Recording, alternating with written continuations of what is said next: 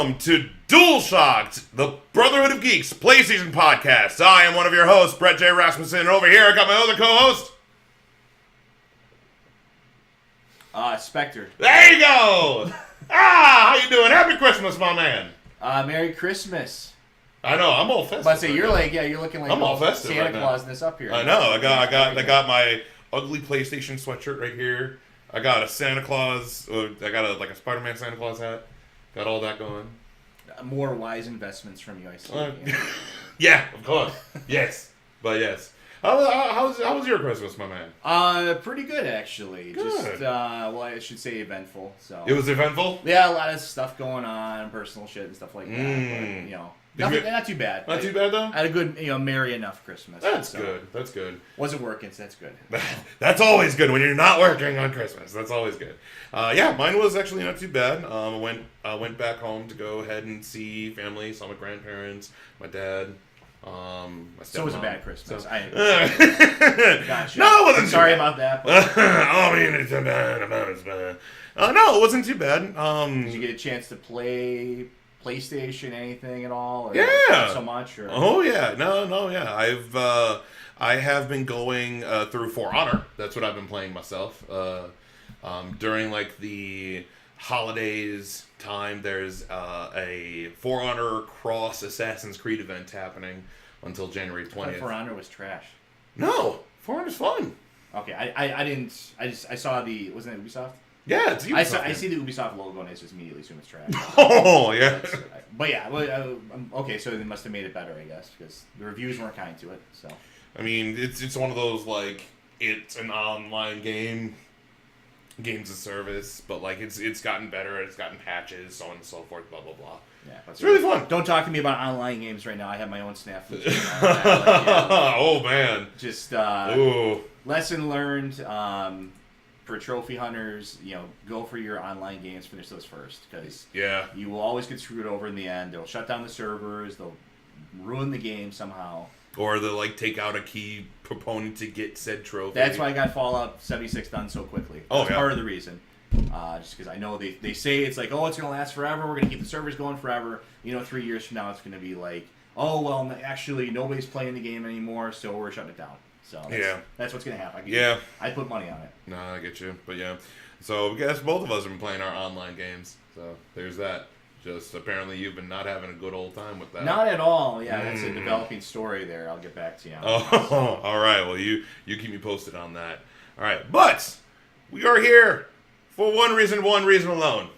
The Game of the Year. It's that time of year where everyone who follows the video game industry, who's in the video game industry, all that kind of good stuff, names Game of the Year. We went ahead and talked about our reactions to the Game Awards, kind of what we thought. Yeah, that horror show, yeah. God. Jesus. Okay. They managed to make it worse every year. It's remarkable. I mean, this year wasn't too bad. Yes, it was. Yes, it was. In a fucking... I'm watching my words carefully here, but... Spector has to watch his words. So they're very colorful individual. When the... Esports of the Year award, some bogus best esports nonsense player. Award, best esports player made up award. Just watch that part of the show alone, and as a reasonable person, and that sums up my thoughts on the Game Awards right there. Okay, well, anyway, but we're going to be talking about Game of the Year.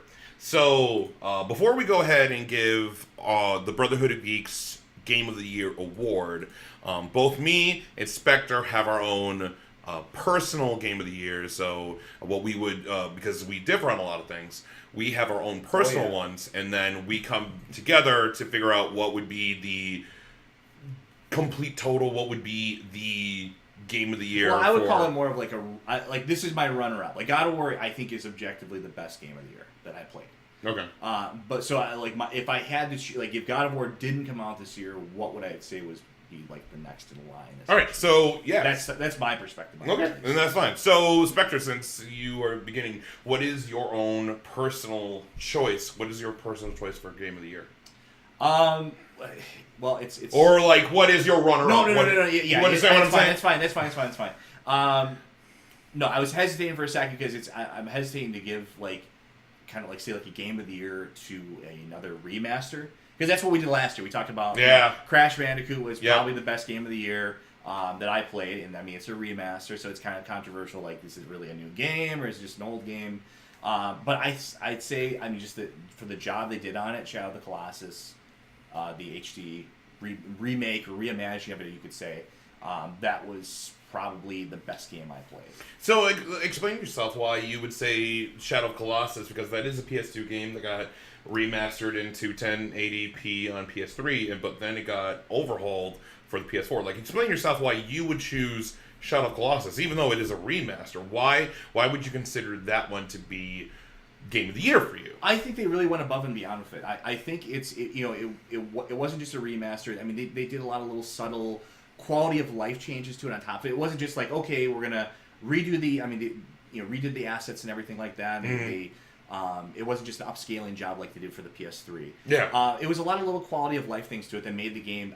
This is the definitive version of the game to play. The original Shadow of Colossus, as much as I love it, it did have some problems, in the controls department for one. It was a very awkward game to play in many ways. The introduction of a better control scheme and in the options to customize your controller, a little bit better, as compared to what we had to deal with, back in 2005, which I think was when the original game was released. So things like that. They added a lot of little Easter eggs and more collectibles and just a lot of things that they didn't really have to do, but they threw those in there because they knew the fans would like that, and they knew that they treated the game with the reverence that it deserves. It was, I would say, easily one of the best games of that generation. Yeah, I would put it in the top 5 for that generation easily. So I mean, just going above and beyond. I mean, they blew it out of the park. That's why I would love to see more remasters from them, because it used to be that we would just get all these HD ports, and it was more or less just a port of the game, nothing special, no frills or anything like that. Yeah. But now, ever since Crash, and we saw that with Spyro too. Spyro's a strong contender as well. Oh, yeah. Ever since Crash, they realized, these games have a fan base and a following behind them that is, it's larger than life, and we have to kind of, we can't just go in and just do a rush port job. It doesn't work. So they went in and they like I said, I think they blew it out of the park. I think it was great. I want to see them do that with more games in the future. So, I guess that's kind of my reasoning there. So you're saying that the reason why this remaster counts as a contender for game of the year, even though it is a remaster, it's because of how I know it's because of how different it is to the original one, even though it's still the same game. It's superior to the original because this is the definitive version to play. I would say for my definition of success, it would be that you did so well with it that there's no reason to ever go back to the original. Like, an example of a failure in that regard would have been if going back to something like, let's say, the Silent Hill HD collection, where I would actually, if someone fresh to the series came to me and said, "Hey, I want to play Silent Hill. I hear it's in this revered series. How do I get into it?" I'd say, whatever you do, don't go to the HD collection. Go play the originals, preferably on PC or maybe on PS2 or something like that. Stay away from the HD collection because it's objectively inferior to the original versions of that game. This, I would say, in basically every respect, is better than the original, and it doesn't do that by changing anything really significant. It's still the original experience. It's just a better experience. It's a better game. I would say the same thing with Crash. If someone was new to Crash and never played Crash before, I'd say play the Insane Trilogy. Maybe if you just to kind of get an idea of what it was like back in the 90s, maybe dabble in the originals a little bit. But if you want to play them and actually enjoy them, play the Insane Trilogy. Yeah. Because it's not just a graphical thing. They changed a lot of things about those games that were, it was common game design back in that era, but would be frustrating nowadays. So so I think with the checkpoints and stuff. With the checkpoint stuff like that, exactly, or adding more content like in the form of the time trials, which weren't there originally, aside from in Warped. So I think what they're realizing is for these games, they have to make a good remaster. You have to go above and beyond. It can't just be a graphical upgrade.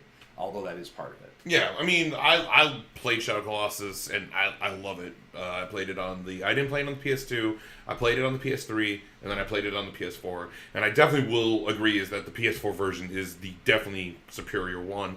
And I think that there is a difference between a upscale remastery, so like where it's shinier, it's in 4K, or that kind of stuff, and then there's, I would say, the AAA remaster where they completely redo the graphics completely so it looks better, but it still keeps to the spirit of the original game.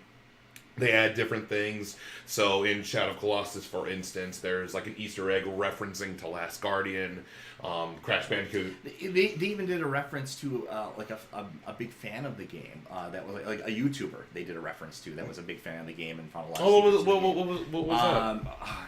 Nomad, I think is his name. Mm-hmm. Something Nomad. Yeah. But he was a guy that really went into and explored, for all the little secrets and stuff in Shadow of Colossus, mm-hmm. and they kind of did just a little homage to him. So what did they do? They called like one of the trophies like something of the Nomad. Or something. Oh, cool! So yeah, so it was like Nomad Spirit or something like that. So it was just like little things like that. I mean, it's little points, but they add up to like I said, it's a better product. I think that's. I mean, you could say it's kind of a cop out just to pick a remaster, but I think there's enough differences where that's why I'm like a AAA remaster like Spyro and Crash Bandicoot, CTR that has been announced, Shadow Colossus, a lot of remasters that are coming out that have been past games like that are being redone. They're like, it's not we're porting it, it's rebuilding it from the ground up. It's still the same game, but you're using the original assets and then rebuilding it. You're making the graphics look better. You're making the control schemes better save spots, making it harder for what kind of difficulty you want to play on. Other like add-ons, Easter eggs, different trophies, stuff like that. Yeah, I mean, these are classic games, but sometimes I think there's an acknowledgement that there were limitations at the time that they were made, especially for Crash and things like that. Oh yeah.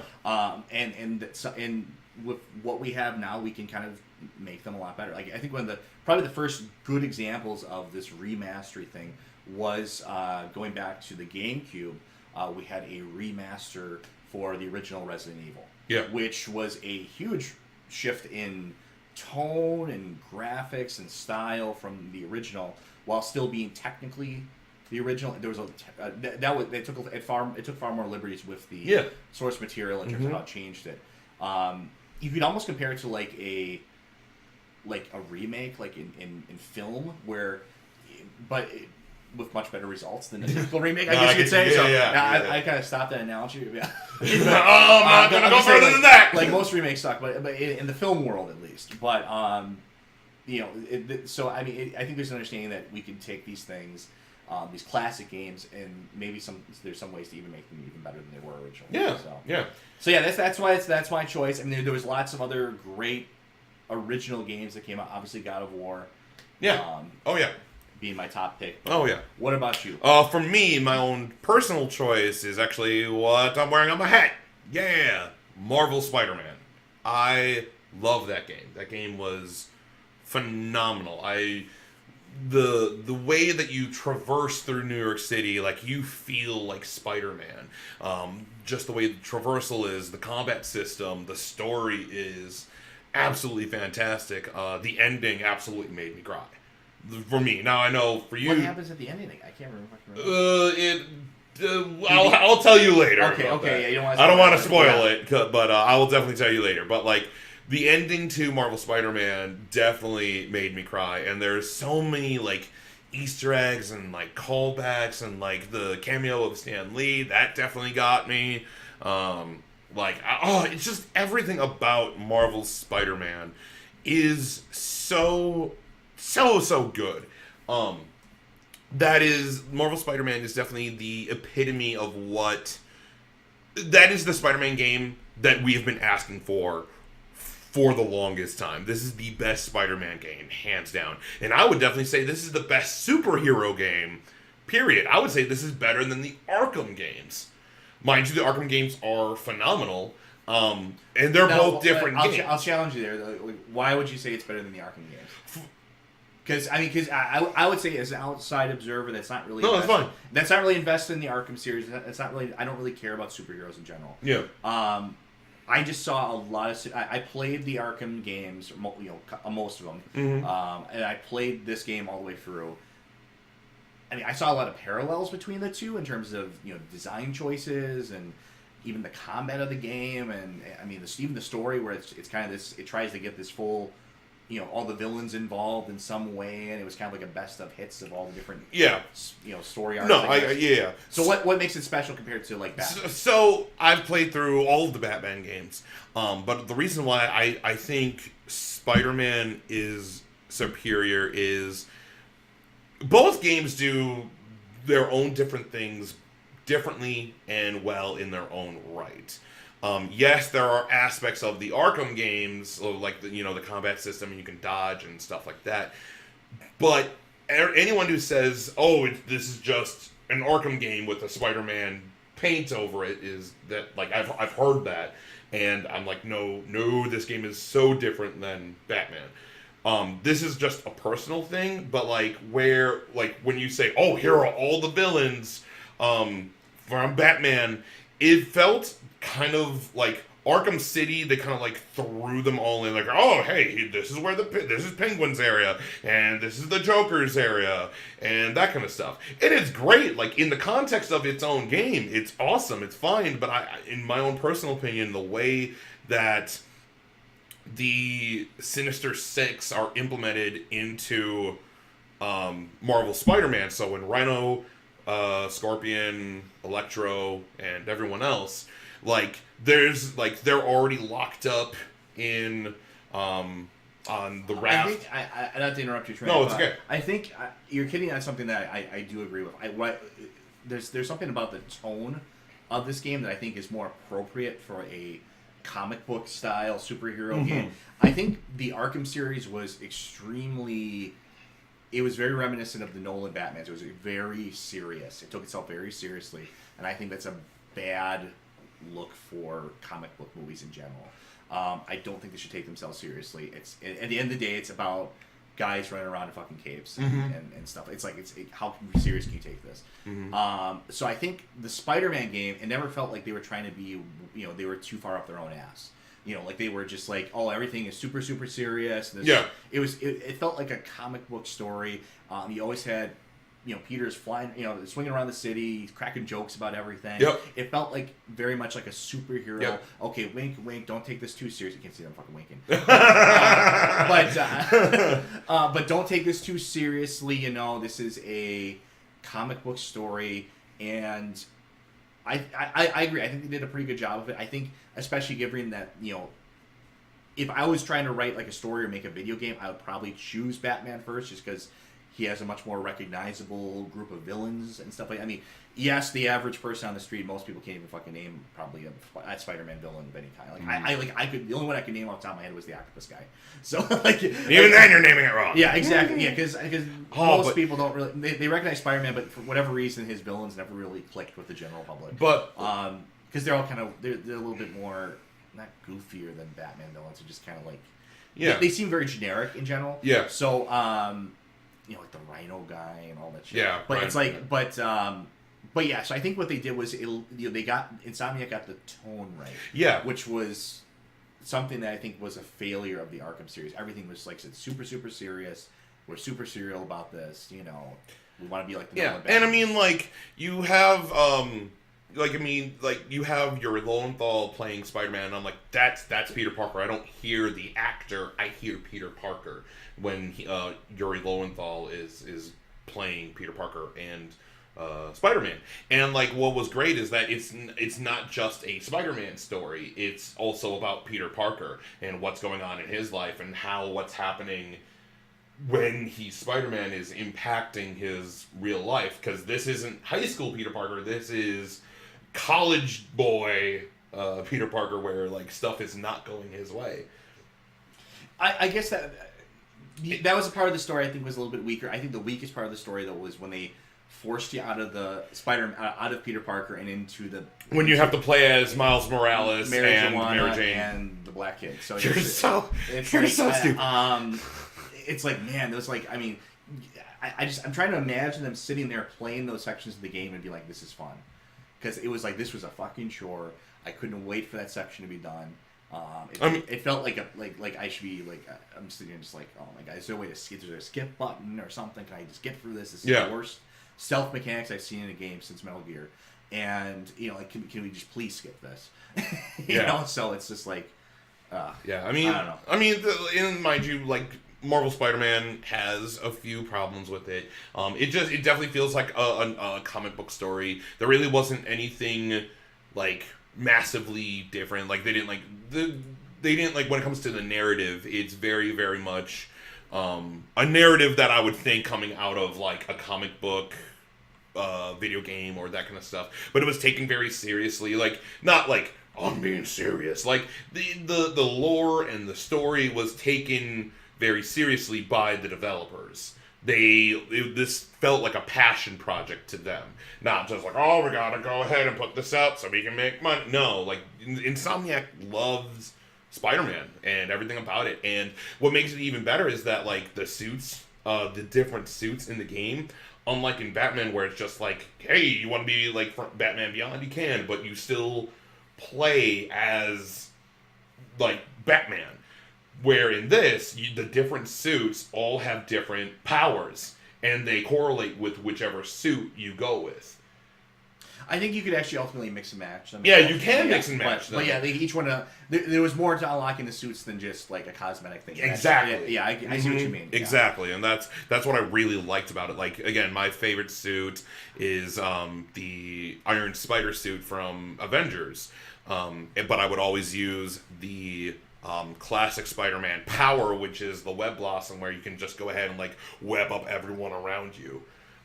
So bringing it all in, bringing it back. I see your choice there. Like I said, for me, I played through the game. Yeah, it was mildly entertaining. Like I said, superhero games are not for me. Yeah. But I will say, I think in a lot of ways it was superior. I can see that to like the Arkham series, which is its closest contender. Yeah. I think the combat felt better. I can't really explain why the combat felt better. It just felt smoother compared to the Arkham series. Yeah. Or the Arkham series felt more juddery. Like, okay, hit it. This felt like you're slinking between enemies, and it just felt more Spider-Man-y. Like you jump, like you envision Spider-Man fighting. He's like jumping around and fucking shooting webs. Oh, it's great. All that crazy stuff. So. It felt better. They got the traversal aspect of it, going through the city and swinging around. They got that pitch perfect, which was important because that's what we spend the most of the game doing. And like one last thing about that is that the traversal's so good. I barely ever use the fast travel in the game. I only traverse. True. Yeah, I barely ever use the I think I only used the fast travel like maybe 2 or 3 times, and then just to get the trophy. Just to get the trophy, because I was like, well, it's not like, the city is fairly large, but it's not so large that it's like it takes you way too long. It's like, I'll swing through, and there's enough diversions in the city where it's like, oh, okay, I'll go over and do this thing, and that's phenomenal when it comes to traversal in a video game. And I love it. I love Spider-Man. I would definitely, if I had to give a verdict for that, that would be like a 4.5 out of 5 from me. 4 out of 10. 4 out of 10. What about Shadow Colossus for you, if you had to give a verdict for Shadow Colossus? The original game is classic. Of course. It would be like, if you asked me to make a top 10 list of all time, that would be on it. I guarantee you I'd put that in there. This one, I'd say, it's the original game, like I said, 9 out of 10, 10 out of 10. I'd say it's right up there as another 9 out of 10. Okay. Mostly just because the original was, it was a fantastic game. I think it's a timeless game. It's still great. Even if this was the first time it came out, it still would be, I think, heralded as a classic. Yeah. But yeah, just really stellar job of it. I'm looking forward to more remasters. Yeah. In the future. So, awesome. I know we have Medieval coming up eventually. Oh yeah. In theory, eventually it's coming. Even though we haven't really heard much about it in a while. Except outside of that one trailer. Exactly. Yeah. But I'm really looking forward to that. Yeah. That was a classic. Yeah. So So let's then move on to what our game of the year is, and if you haven't noticed, it is